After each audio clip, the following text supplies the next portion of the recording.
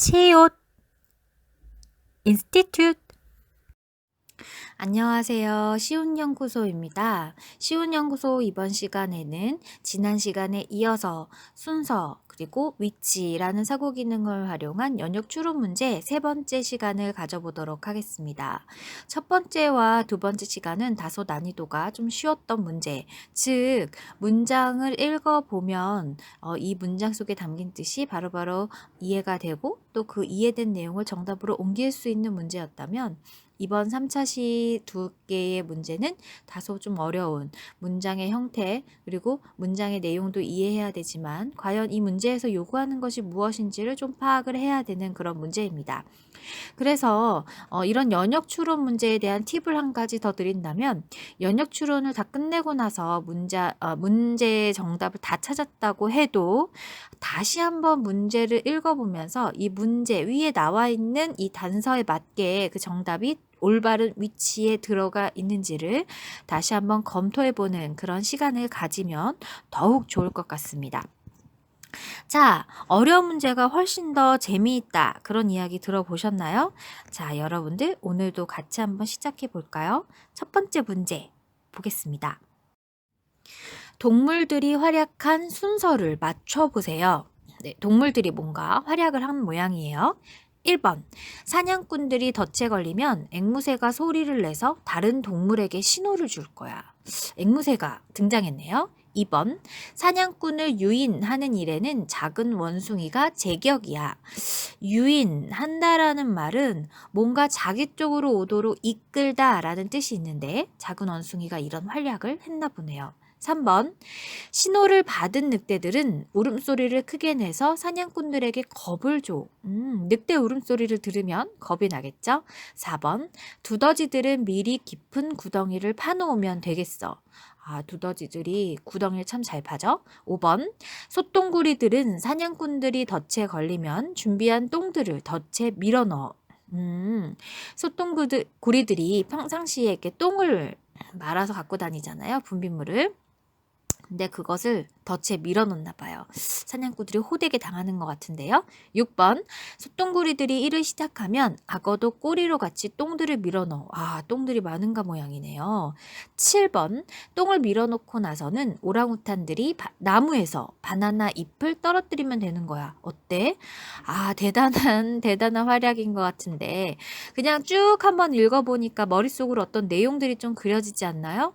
뭔가 사냥꾼들을 구덩이 같은 데다가 넣어서 그 다음에 똥들을 좀 집어넣고 뭐 이렇게 한 다음에 바나나 잎을 떨어뜨려서 그 다음에 이렇게 좀 사냥꾼들이 못 나오게 혼쭐이 나게끔 하는 그런 장면이 그려지는데 선생님은 어쩌면 단서를 여러 번 읽었기 때문에 그려지는 것일 수도 있습니다. 여러분들 한 번에 읽어서는 단서가 잘 그려지지 않을 거예요.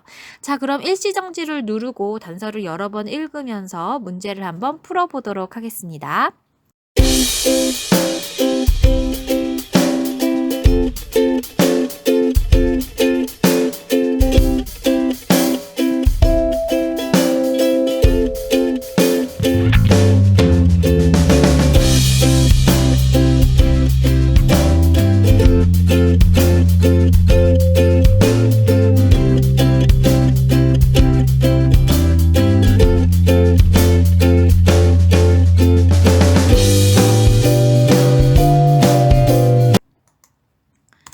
네, 문제를 잘 풀어보았나요? 네, 그럼 이제 선생님과 같이 문제를 해결해 볼까요? 7개의 단서가 있는데 가장 쉬운 단서 뭐처럼 느껴지나요? 네, 2번처럼 느껴지나요?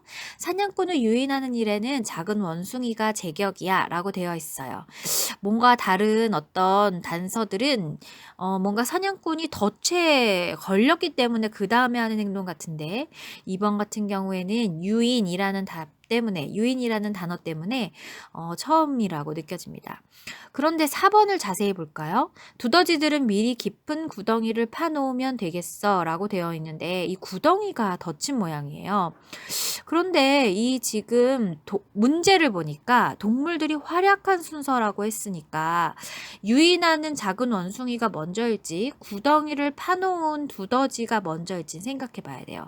원숭이가 사냥꾼을 유인했는데 앞에 구덩이가 없다면, 그렇다면 무슨 이유로든 어떻게든 뭐 덫으로 유인해봤자 사냥꾼이 혼쭐이 날 일은 없을 거 아니에요. 그래서 두더지 다음에 작은 원숭이라고 추측할 수 있습니다. 그 다음에 계속해서 좀 다른 단서들을 보았는데 1번 사냥꾼들이 덫에 걸리면 앵무새가 소리를 내서 다른 동물에게 신호를 줄 거야 라고 했어요.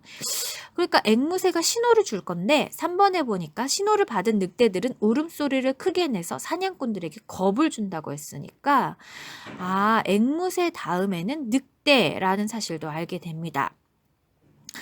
그 다음에 사냥꾼들에게 지금 겁을 줬고, 그 다음에 솥동구리들을 보면 사냥꾼들이 덫에 걸리면 준비한 똥들을 밀어 넣으라고 했고, 6번에 솥동구리들이 일을 시작하면 이라고 되어 있으니까 솥동구리 다음에 악어라는 사실을 알 수 있고, 악어 다음에는 오랑우탄이라는 사실을 알 수 있습니다.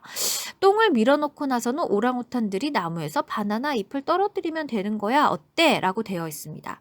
지금 현재의 순서를 보면 두더지 다음에는 작은 원숭이인 것 같고, 앵무새 다음에는 늑대이고, 그 다음에 솥동구리 다음에는 악어 다음에는 오랑우탄입니다. 이렇게 봤을 때 맨 처음에 와야 되는 것은 그렇죠. 두더지, 그리고 맞습니다. 작은 원숭이가 되겠네요. 그 다음부터는 뭐가 더 먼저인지를 봐야 되는데, 사냥 1번에 보면 사냥꾼들이 덫에 걸리면 이라고 되어 있잖아요. 자, 그러니까 앵무새가 그 다음, 그리고 늑대, 그리고 솥동구리, 악어, 그리고 오랑우탄 이렇게 하면 문제가 풀리겠네요. 뭔가 이 문제는 단서에 대한 명확한 뜻도 알아야 하겠지만 문제에 대한 전반적인 맥락을 알아야지만 문제를 풀 수 있는 그런 문제였습니다. 어쩌면 초등학교 3학년에게 제격인 그런 문제가 아니었나 그런 생각이 들고, 또 이 문제를 잘 풀었던 초등학교 1학년이나 초등학교 2학년 친구들도 너무너무 잘했어요. 이렇게 수준 높은 문제를 풀 수 있다니 당신들 대단합니다. 자, 그러면 이번에는 그 다음 문제를 보도록 하겠습니다. 그 다음 문제는 어떤 내용이 있는지 볼까요? 마을을 들러야 하는 순서대로 정리해 보세요 라고 되어 있네요. 마을을 들러야 하나 봐요. 자, 그럼 그 아래 단서를 한번 읽어보도록 하겠습니다. 대장이라는 사람과 가나다라라는 사람이 등장하는 것 같아요. 대장, 마지막에는 우리의 보물이 숨겨져 있는 장소인 소나기 마을로 모여야 하는 거 알지? 나, 소나기 마을에서는 과일을 구하기 어려우니까 미리 과일 마을에 들러야겠죠? 대장, 과일 마을을 들른 후에는 고기 마을로 갈 것이다. 가, 총알 마을에도 잠시 들러야 할 것 같습니다. 화약이 다 떨어졌습니다. 라, 나무 마을에도 들러야 합니다. 보물을 가져올 상자를 만들 나무가 필요합니다. 대장, 우리의 보물창고인 소나기 마을까지는 7일이 걸릴 것이다. 그중 총알 마을에서만 이틀을 머물 것이다. 다, 고기 마을에서는 우리의 주식인 고기를 사둬야 할 것입니다. 그리고 고기는 금방 상하니까 우리의 마지막 장소 바로 전에 들르는 것이 좋겠습니다. 나, 처음 들을 총알 마을은 그 다음 들르는 의류 마을, 그 두 마을에서 대화를 조심하도록 해야겠습니다. 요즘 우리의 정보를 캐는 경찰들이 많아졌다는 소식이 있습니다. 대장, 수리 마을은 중간에 들를 것이다. 되게 재미있는 문제네요. 이런 문제 같은 경우에는 단서를 1번, 2번, 3번, 4번, 5번 이렇게 주는 것보다 각각의 지금 뭐 대장이 나왔다가 가라는 사람이 나왔다가 나라는 사람이 나오니까 오히려 더 복잡하게 느껴지시지 않나요? 또 문장이 굉장히 길어지다 보니까 이 문장을 정확하게, 그리고 전체적인 문장이 다 머릿속에 들어와야지만 이해할 수 있는 그런 문제가 아닌가 그런 생각이 듭니다.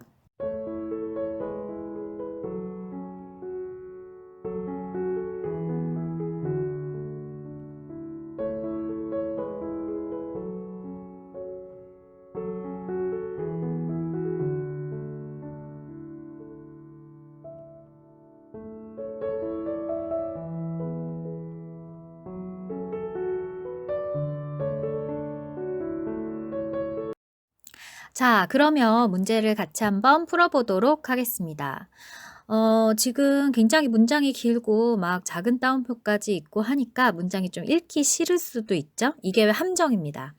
이렇게 문장이 있고 긴 내용의 문제들은 사실상 쉬운 문제들일 가능성이 굉장히 높은데 굉장히 복잡하게 보이기 때문에 접근하기가 좀 두려움이 생기는 게 사실인데요. 이런 문제일수록 차근차근 하나씩 문제를 해결하다 보면 문제가 굉장히 쉽게 풀리는 것 알 수 있어요. 그래서 이런 단서들을 한 번만 읽는 것보다는 좀 여러 번 읽어보면서 좀 내가 좀 취해야 하는 내용 같은 경우에 밑줄을 긋거나 동그라미를 치는 형태를 취한다면 조금 더 꼼꼼하게 문제를 보실 수가 있습니다. 자, 그러면 문제를 해결해 볼까요? 맨 첫 번째 줄 좀 쉬운 내용이 나와 있어요. 마지막에 우리의 보물이 숨겨져 있는 장소라는 키워드가 나와 있으니까 소나기 마을은 맨 마지막이 되겠네요. 그 다음에는 좀 아래로 내려가 보다 보니까 맨 아래 대장 바로 위에 있는 나라는 친구가 처음 들를 총알마을, 그 다음 들르는 의류마을이라고 했으니까 처음에는 총알이 되겠고 그 다음은 의류마을이 되겠네요. 그리고 그 아랫줄에 대장의 말을 들어보니 수리마을은 중간에 들릴 거라고 했는데 칸이 총 7개이기 때문에 7개 중에서 가운데는 네 번째 칸이 되겠죠? 그래서 수리마을은 네 번째 칸에 들어가겠습니다. 그러면 이제 칸이 3개밖에 안 남았죠? 그런데 위에서 세 번째 줄에 보니까 대장이 과일마을을 들른 후에 고기마을로 갈 거라고, 그럼 과일마을 다음에 고기마을이 연이어서 들러야 될 텐데 세 번째 칸은 한 칸밖에 안 남아 있으니까 과일 마을은 5번째, 고기 마을은 6번째에 들어갈 수 있습니다. 다 정리를 하고 나니 한 칸이 남았는데 이 한 칸에는 과연 어떤 마을을 넣어야 되나 다시 단서를 하나하나 읽으면서 소나기 마을 했고 과일 마을 했고 고기 마을 했고 그 다음에 총알 마을 했고 나무 마을을 하지 않았구나. 그래서 나무 마을이 세 번째 칸에 들어가면 문제가 해결이 됩니다. 여러분, 이렇게 순서, 위치라는 사고 기능을 활용한 연역 추론 문제에는 이렇게 3차시까지 총 6문제를 같이 한번 풀어보는 시간을 가져보았습니다.